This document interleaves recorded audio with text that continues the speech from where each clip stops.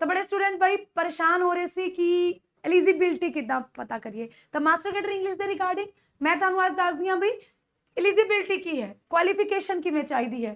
तो आप चैक करते हैं अज। सब तो पहला उस तो पहला एक चीज़ होर इन्फॉर्मेशन देनी चाहांगी बई मास्टर कैडर के रिगार्डिंग अपना नवा बैच स्टार्ट हो चुका है 30 ऑफ मार्च तो जल्दी जल्दी एनरोल करवा लो भाई। डैमो सैशनस चल रहे हैं, तुसीं देख सकते हो, ठीक है।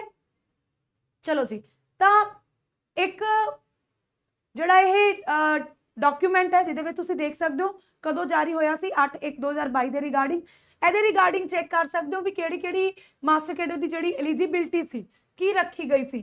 ਤਾਂ ਸਭ ਤੋਂ ਪਹਿਲਾਂ ਦੇਖੋ ਬਈ ਮਾਸਟਰ ਕੈਡਰ ਦੀ ਐਲੀਜੀਬਿਲਟੀ ਜੋ ਰੱਖੀ ਗਈ ਸੀ ग्रेजुएशन विद मिनिमम 45% जनरल दे लई, ठीक है जी, 40% बाकी अदर कास्ट दे लई, ठीक है जी। एंड बाकी तुसी देख सकते हो की चाहिदा है graduation English honours elective English whatever you have and the one most important thing that is BEd.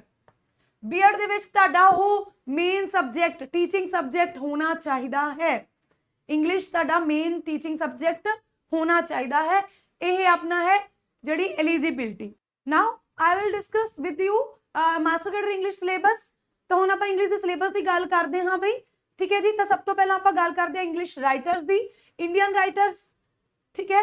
एलिजाबैथन as आपां सारियां नूं एजिस दे वाइज डिस्कस करांगे।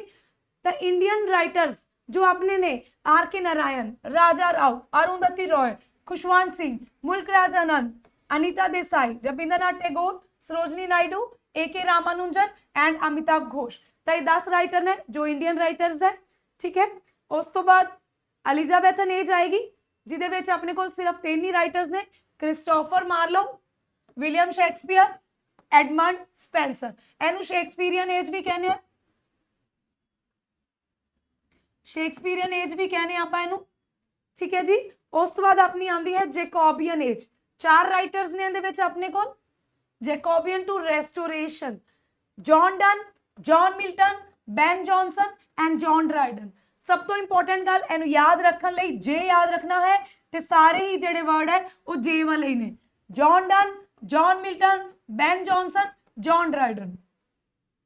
नेक्स्ट अपनी जो एज है दैट इज अगस्तन एज।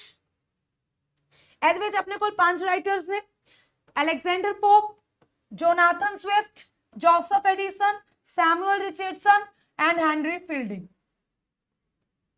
ठीक है जी। नेक्स्ट अपने को जी एज है romantic period, William Blake, William Wordsworth, S T. Coleridge, Lord Byron, P B. Shelley, John Keats, Jane Austen, Sir Walter Scott, Mary Shelley, Matthew George Lewis, Leigh Hunt and Mary होलस्टोनक्राफ्ट।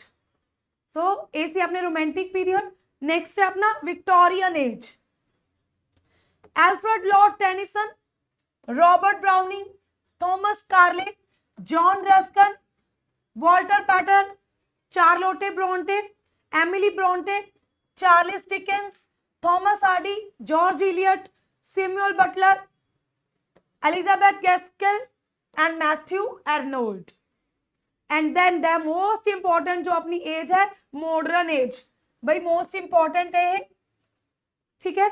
ਇਹਦੇ ਵਿੱਚ ਕੀ ਹੈ टी.एस. इलियट ने, Virginia Woolf, Joseph Conrad, James Joyce, E.M. Forster, D.H. Lawrence, W.B. ईस्ट, George Bernard Shaw, Harold Pinter, Samuel Beckett, L.A. Richards, F.R. Leavis and William Empson. I hope तुहानूं सारे इस चीज़ों बारे क्लीयर हो गया होएगा। हुण आपां करदे हां डिस्कस लास्ट अपनी जिहड़ी एज रहेगी कंटैंपरेरी पीरियड, बहुत इंपॉर्टेंट है भी। Philip Larkin, Ted Hughes, Stevie Smith, Seamus Heaney, Ivan Bolard, George Orwell, William Golding, Doris Lessing, Graham Greene, Salman Rushdie, V.S. Naipaul and Stephen Leacock. ये सारे सीगे अपने राइटर्स, ठीक है। Now we will discuss about the grammar portion, ठीक है जी। Master cadre English के रिगार्डिंग ग्रामर पोर्शन की अगर आप गल करिए, grammar and linguistics, phrase structure rules आएगा, transformational generative grammar with reference to नॉर्म चॉम्स्की। नेक्स्ट है transformational rule, a brief introduction to semiotics languages. Social linguistics की होंगे ने, language variety, dialect, accent and register, psycholinguistic nature and application, behaviourist, cognitive and mental view of language learning, individual differences, and the last one that is linguistic topic, ਜਿਹਦੇ ਵਿੱਚ ਆਪਾਂ ਪੜ੍ਹਨਾ ਹੈ linguistic ਦੇ ਨਾਲ ਸਾਇੰਸ, ਸਪੀਡ ਐਂਡ ਰਾਈਟਿੰਗ, ਐਂਥ੍ਰੋਪੋਲੋਜਿਸਟ ਕੌਣ ਹੁੰਦੇ ਹੈ, organ of speech ਕੀ ਹੁੰਦਾ ਹੈ, description and classification of sounds, morphology and word formation। ਇਹ ਆਪਣਾ ਸਾਰਾ ਸਿਲੇਬਸ ਹੈ ਇੰਗਲਿਸ਼ ਮਾਸਟਰ ਕੈਡਰ ਦੇ ਰਿਗਾਰਡਿੰਗ। ਤਾਂ ਆਈ ਹੋਪ ਕਿ ਤੁਹਾਨੂੰ ਸਾਰਾ ਕੁਝ ਕਲੀਅਰ ਹੋ ਗਿਆ ਹੋਏਗਾ।